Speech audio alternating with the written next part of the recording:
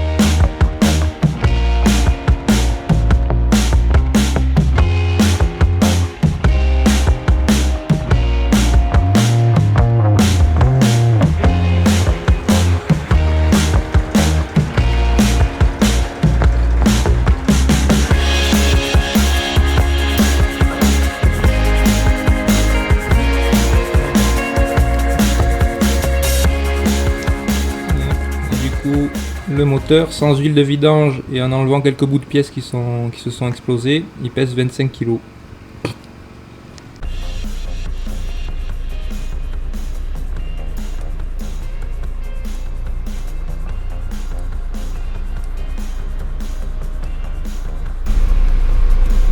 Du coup, je viens de poser le moteur chez Elite Moto 12 à Rodez. Donc voilà, vous l'aurez compris, je vais pas le faire moi-même, tout simplement parce que d'une part j'ai pas de temps, j'ai pas le temps de le faire. Il faut savoir que la moto elle est pas chez moi.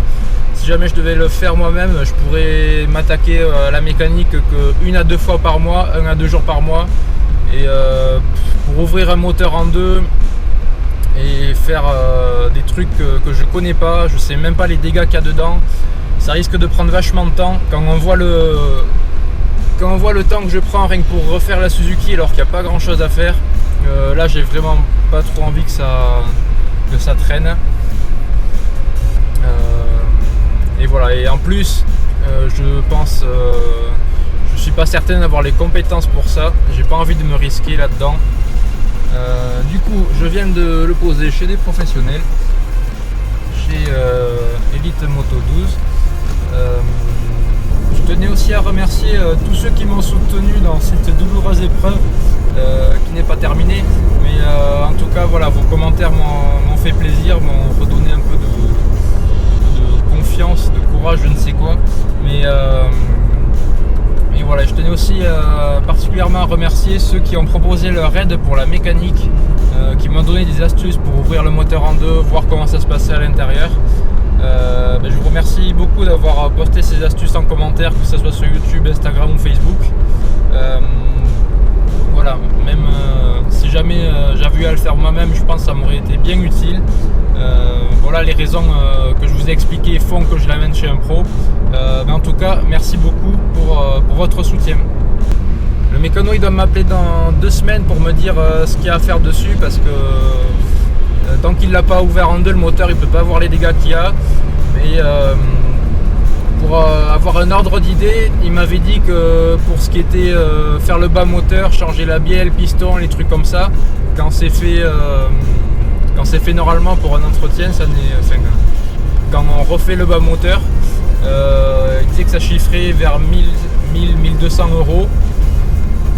Et en espérant qu'il n'y ait pas plus de dégâts que ça, il m'a parlé d'une histoire où la vis elle aurait pu forcer avec je sais pas quoi, écarter les trucs. Bon, dans le pire des cas ça peut chiffrer plus, mais sinon ça va être dans ces eaux là, on va être sur du 4 chiffres je pense. Bon ben je m'y attendais un peu.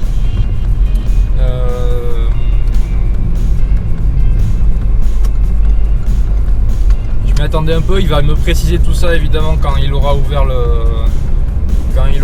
moteur. Voilà, c'est les risques des sports mécaniques. Quand ça casse, eh ben, ça fait mal au portefeuille. Voilà, mais écoutez, là c'est l'été, sur les 2 mois de vacances, je devais travailler 1 mois et je pense que je vais travailler les 2 mois pour essayer d'amortir un peu tout ça. Et voilà, en attendant que le mécano me fasse ça bien proprement, et je pense que de mon côté je vais tout doucement essayer de voir ce qu'il y a à faire sur la partie cycle et m'occuper de ça, histoire que une fois que je reçoive le moteur, la partie cycle soit ok et qu'au final j'ai une moto pas mal, en bon état. Donc voilà, on va essayer de voir ce qu'il y a à faire sur la partie cycle. On se retrouve au garage. Hop, retour au garage. Du coup, en attendant que Elite Moto 12 s'occupe du moteur, moi je vais essayer de m'occuper de la partie cycle. On va voir ce qu'il y a à faire. Alors, on va essayer de faire un peu dans l'ordre. Déjà niveau du cadre, nettoyer tout l'intérieur qui est dégueulasse. Ensuite il y a des petits endroits où la peinture s'en va. Passer du produit pour éviter que la rouille vienne, et pourquoi pas remettre un peu de peinture pour refaire joli. Tant que le carbu est là, refaire le niveau de cuve parce que je l'avais un peu bâclé quand j'avais fait les réglages de carbu. Voilà, faire le niveau de cuve pour avoir une meilleure autonomie.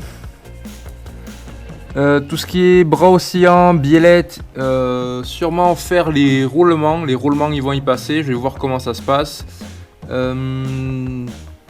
Hop, on continue. Il y aura de la visserie à changer un peu partout. Ici par exemple les pas de vis étaient foirés par l'ancien proprio. Je vais essayer de j'arrive même pas à les dévisser, ça va dégager, genre mettre des neuves, mettre des vis un peu partout. Je sais aussi que ce câble électrique qui permet de signaler quand on freine, je vais le changer. Plein de petits trucs à changer comme ça. L'amortisseur peut-être, au niveau des biellettes, je crois qu'il y avait des roulements ou des choses comme ça, faire les roulements.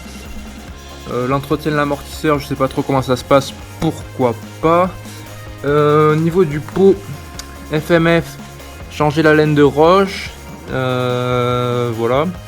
Ensuite roulement de roue, racheter des petits trucs, ça je l'avais mis pour pas que la terre vienne sur la vis de purge et la bouche, donc mettre un truc plus propre. Pareil ici, j'avais fait une sécurité avec du cuir pour pas que cette goupille s'en aille. Faire un truc propre aussi. Un roulement de roue. Pourquoi pas changer les disques, je sais pas. Quand je passe, je sens qu'il y a un creux. Je sais pas les côtes, je saurais pas dire s'ils sont morts ou pas. Faudrait que je regarde les côtes.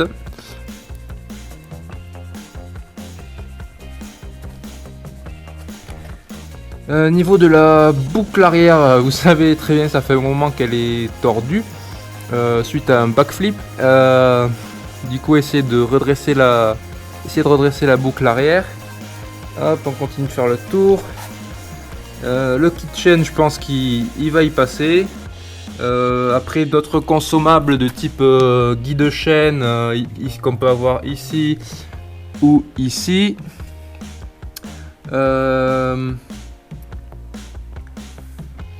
Quoi d'autre encore, tant qu'on est là, une béquille que j'avais trouvée d'occasion, sauf que, parce que vous le savez, j'avais perdu la mienne lors d'une des premières balades, et je l'avais perdue parce qu'il y a cette fixation de la béquille sur le cadre qui s'était cassée. Normalement la béquille, elle se met comme ça, il y a une fixation en haut au niveau du papier blanc, et il y en a une en bas à ce niveau, donc essayez d'en ressouder une, faire une soudure ici, ça je le ferai faire par quelqu'un je pense. Après quoi d'autre, pivot pied, pivot pegs, c'est peut-être le seul truc bien qu'il y a sur cette moto et qui est encore presque neuf. Steak pegs, je vais les garder, mais je vais leur refaire une beauté. Voilà, je disais nettoyer le cadre, peut-être au niveau des câbles électriques. Vérifier que ceux qui vont à l'arrière fonctionnent, enfin revérifier l'électricité. Quoi d'autre encore? Ouais, j'avais dit nettoyer le cadre, tout ça.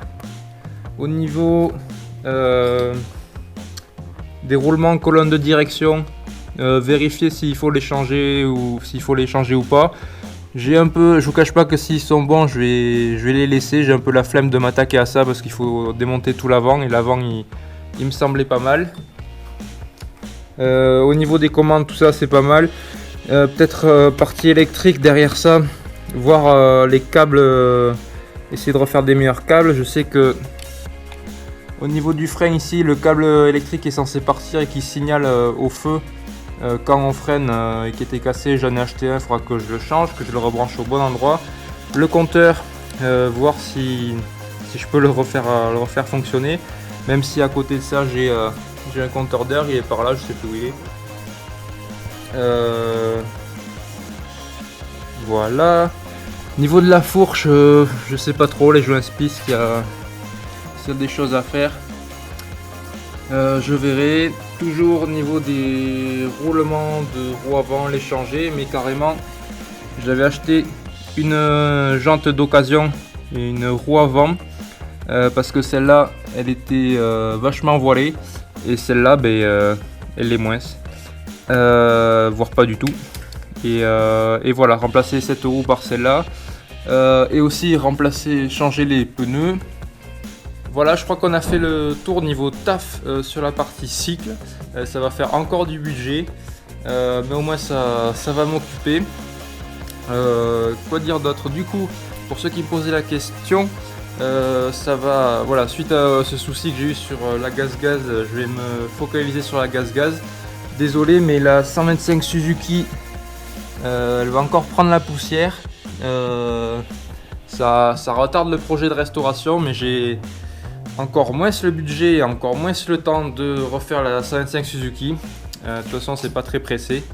Voilà, donc je sais qu'il y en a qui attendaient les vidéos, ça va prendre un peu plus de temps, désolé, j'ai eu un assez gros imprévu. Voilà du coup où j'en suis et où je vais. Évidemment, je vous ferai des vidéos sur les étapes de restauration de cette moto. Aussi, je vous tiendrai informé sur mes autres réseaux sociaux, que ce soit Facebook ou Instagram. Je vous invite à me rejoindre sur ces réseaux-là. C'est là où ça sera le plus direct en temps réel. Les liens sont dans la description. J'avais prévu plein d'autres vidéos où je roulais, je testais des produits, je roulais avec d'autres personnes, mais bon, j'ai cet imprévu qui reporte tout, voire qui annule tout pendant un moment. Et du coup la cadence des vidéos va baisser par rapport à ce que j'avais prévu. Du coup je ferai juste des vidéos de restauration de ça, et vous pourrez suivre l'évolution à travers les vidéos. Dans tous les cas, je vous remercie pour votre soutien, tous vos commentaires m'ont fait vraiment plaisir, et je compte vous tenir informé de l'avancée de tout ça à travers des vidéos. Du coup je vous dis à la prochaine et bon ride.